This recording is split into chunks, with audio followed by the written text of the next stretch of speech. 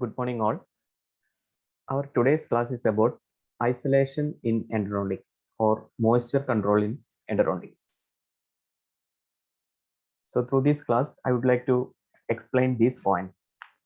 First of all, sources of moisture control in the clinical environment, and why is moisture control important, and methods of moisture control. So, I'll be discussing about these three main topics points mainly. So coming to the first point, there is sources of moisture control in the clinical environment. Let us see what are the sources of moisture control in the clinical environment.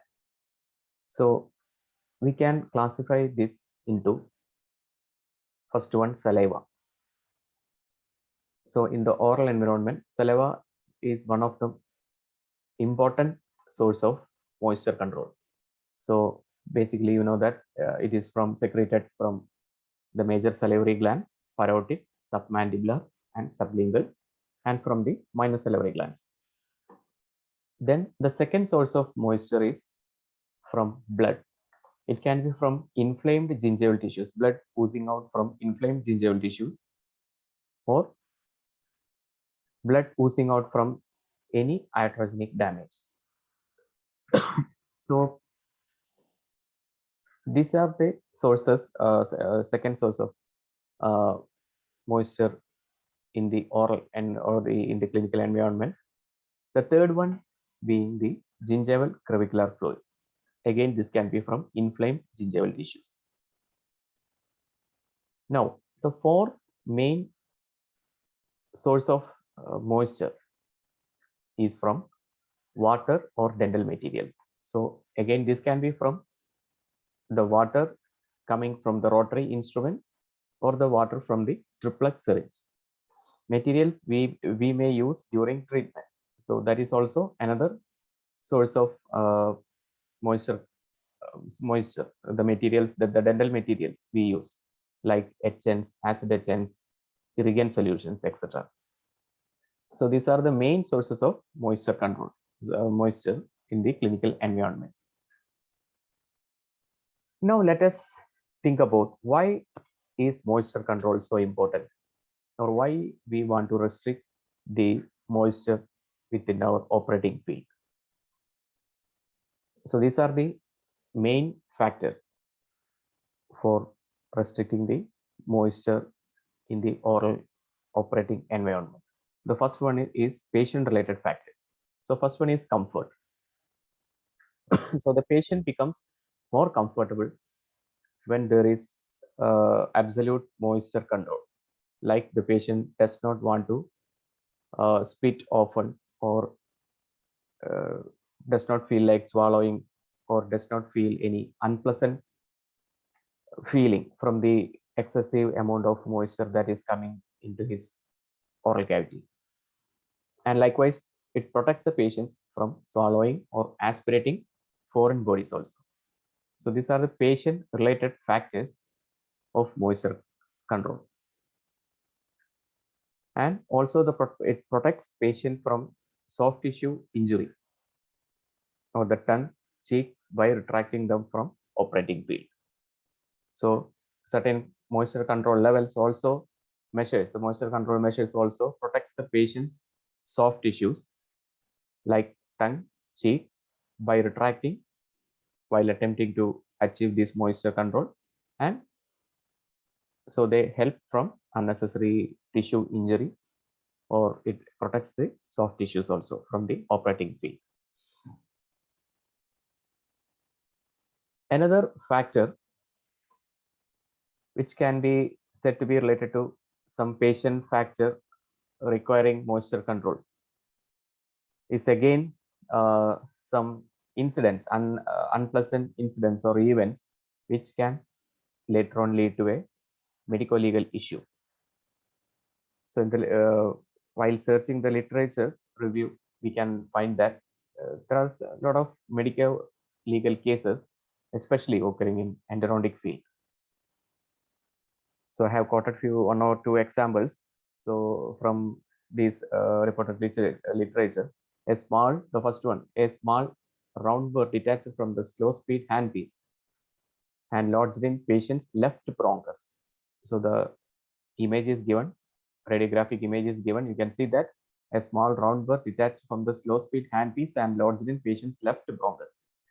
So the patient underwent a thoracotomy to retrieve the burr and was away from work for a considerable time. And this case was settled for $75,000.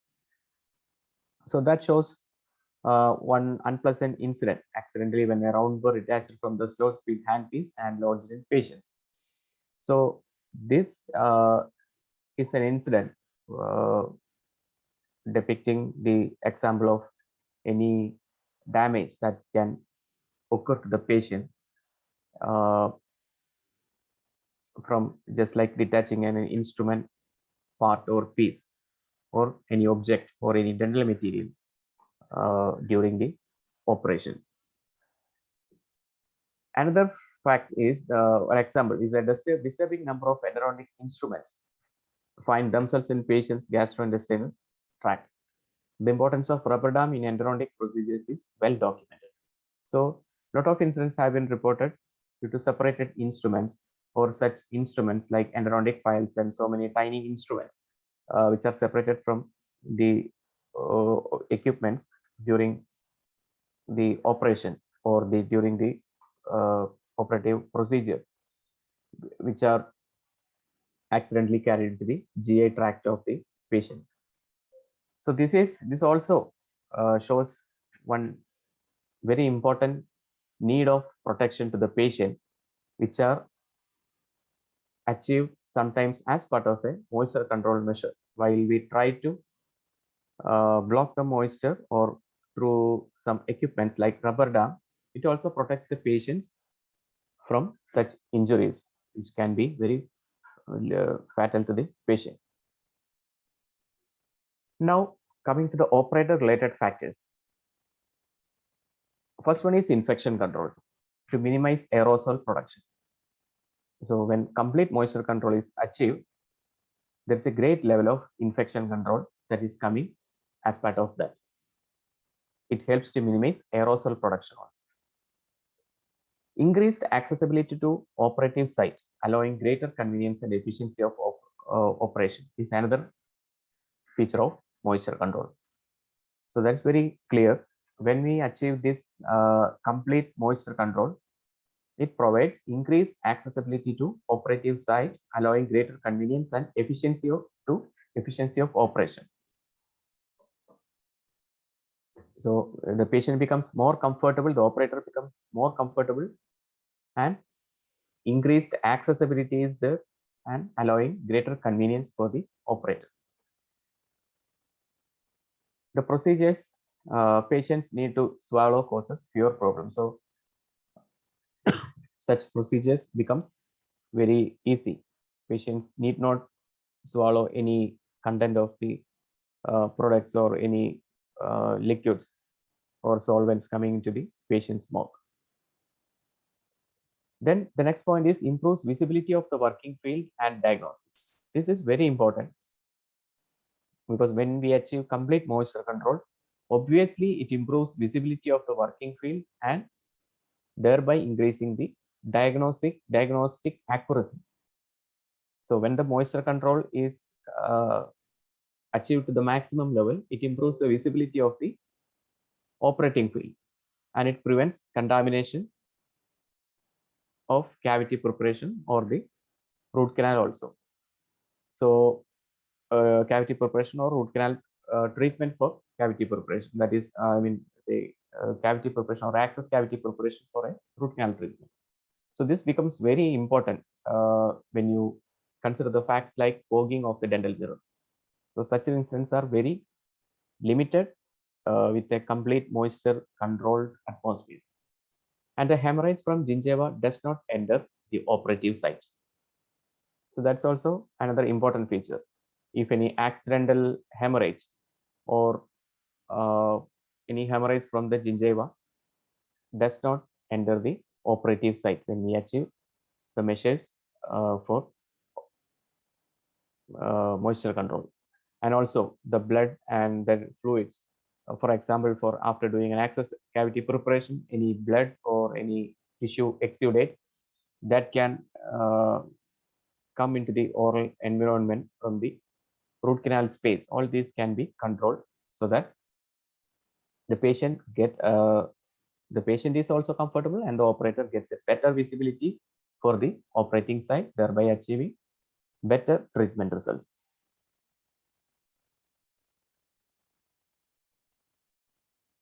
Now, the task or technique being performed, the facts related to that this point is the dental materials are moisture sensitive. Most of the dental materials are moisture sensitive. Success of adhesion and physical properties rely on a dry film. So especially this is important, especially when the clinician tries to try with a restoration like a bonded restoration. So these incidents are these you can minimize the failure rate of these bonded restorations, etc. Like after a post-endodontic or a if you are doing a core buildup with a bonded restoration or any bonded restorations or any technique sensitive procedure that can hamper with the bonding of your restoration. The success rate is maximum if you achieve this moisture control to the maximum level. Now, let us see what are the methods of moisture control. So this can be achieved by application of by aspiration, air water syringe, absorbent materials, by rubber dam, pharmacological methods, gingival retraction cord, and electrosurgery. Coming to the first point, aspiration. So this is achieved by high volume aspiration, high volume vacuum. So this high volume vacuum is having large diameter tip, autoclavable. Sometimes this can be autoclavable tip or sometimes disposable. Operated from vacuum unit. So this is operated from a vacuum unit with a high volume, high vacuum suction unit. So this is helpful for removing large particulate matter and water from high speed drills and air water sprays. Saliva ejector. So this is a low volume, small diameter, having a small diameter tip, usually a disposable type of one, disposable type. This is usually made with flexible plastic tubing with protective flange. So this one, that is a saliva ejector, is routinely used as a saliva control measure. This can be placed under the rubber dam. While the rubber dam is in use, under the dam, you can use this saliva ejector. This is best used to remove small amounts of moisture, usually, and a small amounts of moisture, and a continuous removal of moisture from the operating site.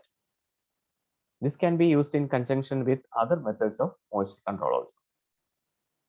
These are the advantages of this saliva ejector. This is cheap, easy to use. This can be held by the patient whenever necessary without so much of effort.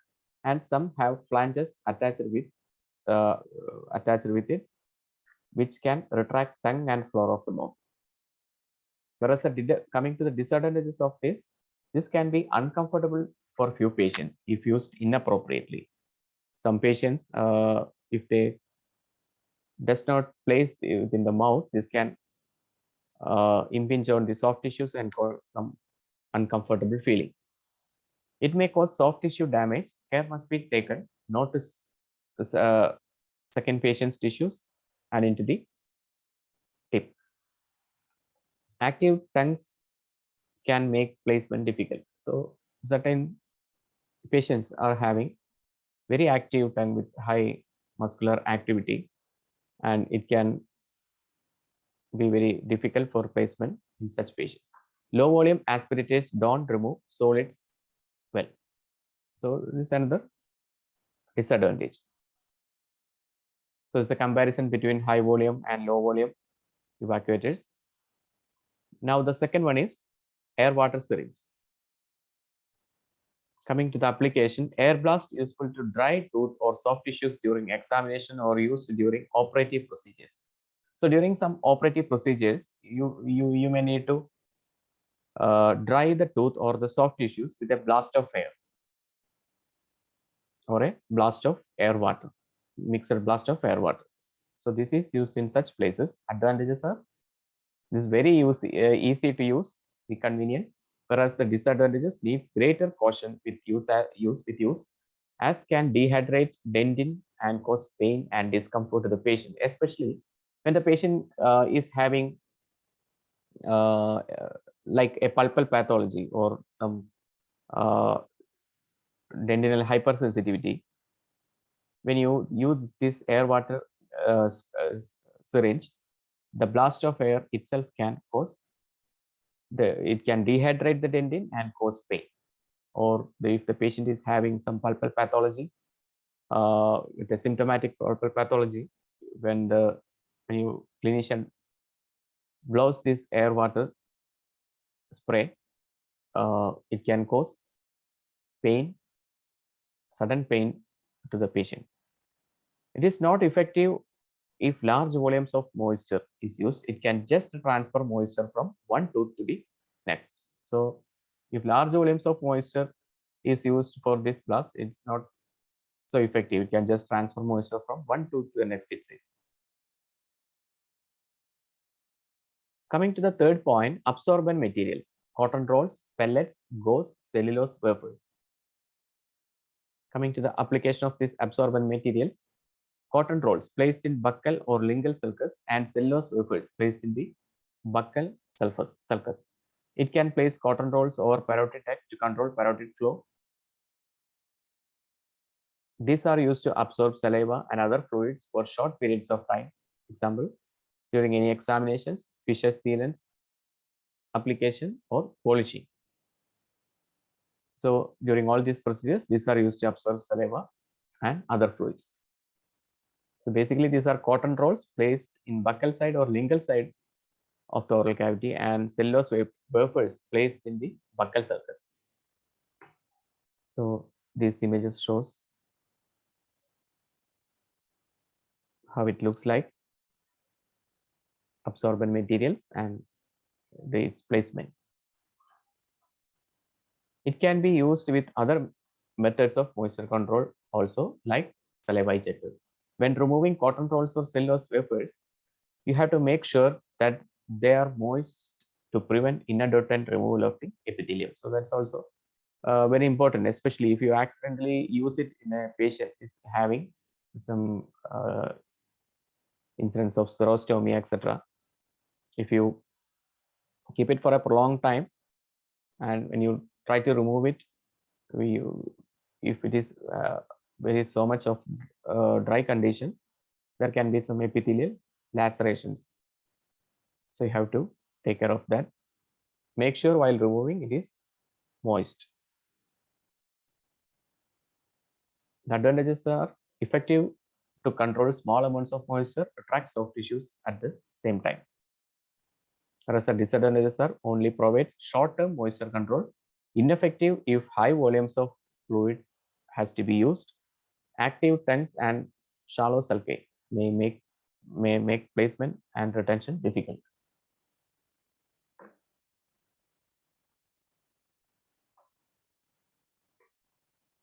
Now coming to one of the most important technique used for moisture control, that is a rubber dam. So coming to its application, isolation of one or more teeth from the oral environment. You can use it for isolation of one tooth or more teeth or an entire arch. You can do rubber dam isolation. Rubber dam eliminates saliva from the working field and also retracts the soft tissue. So it serves for both the purpose. Now let us go into the details of rubber dam and related matters. So this was introduced by Dr. Sanford Christie Barnum in 1864 in New York. So coming to the use or the advantages of rubber dam, we can say the ABCDs of rubber dam, where the letters denotes A for adequate access and visibility in the operating field, B for better patient protection and management, C for control of moisture in the operating field, D for decreased operating time. Coming to the advantages of using rubber dam. So the rubber dam provides a very dry, clean and visible field, protection of the patient and the operator. It prevents the possibility of aspiration or swallowing debris associated with the preparation and the restoration of the tooth. It permits prompt recovery of instruments that may be dropped during the operative procedures, especially those associated with the pin placement.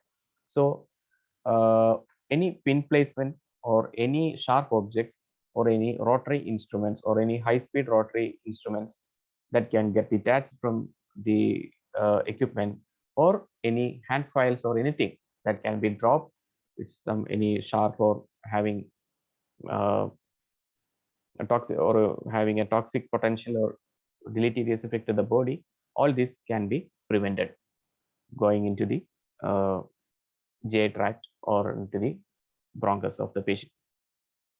So it protects the soft tissue also from medicaments that may be irritating or distasteful, just like any acid etchant or some impression compounds, etc., or impression materials. So all these things you can protect coming in contact with the soft tissues. Or it offers protection from rotating burrs, stones, and damaged instruments, as I described above in the previous slides. The operator is afforded some protection from infectious conditions that may be present in the patient's mouth. That's also a very important point. If the patient is having some disease, which is a transmittable disease, the operator is getting some protection from infectious conditions which are present in the patient's mouth. Then the time involved in letting the patient rinse and expectorate is eliminated. Excessive patient conversation is also eliminated. So the patient need not rinse and expectorate frequently, so that the operation time is greatly reduced. And improved properties of the dental materials.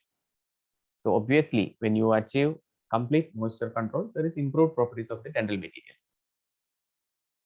And the fifth point is retraction of the soft tissues. The rubber dam will retract the marginal tissue to a mild degree, providing better access to and vision of aspects of a cavity preparation that extend near or to pre-gingiva. The lips, cheeks, tongue are somewhat retracted with the rubber dam. Now coming to the parts of the rubber dam in detail. Rubber dam kit, what it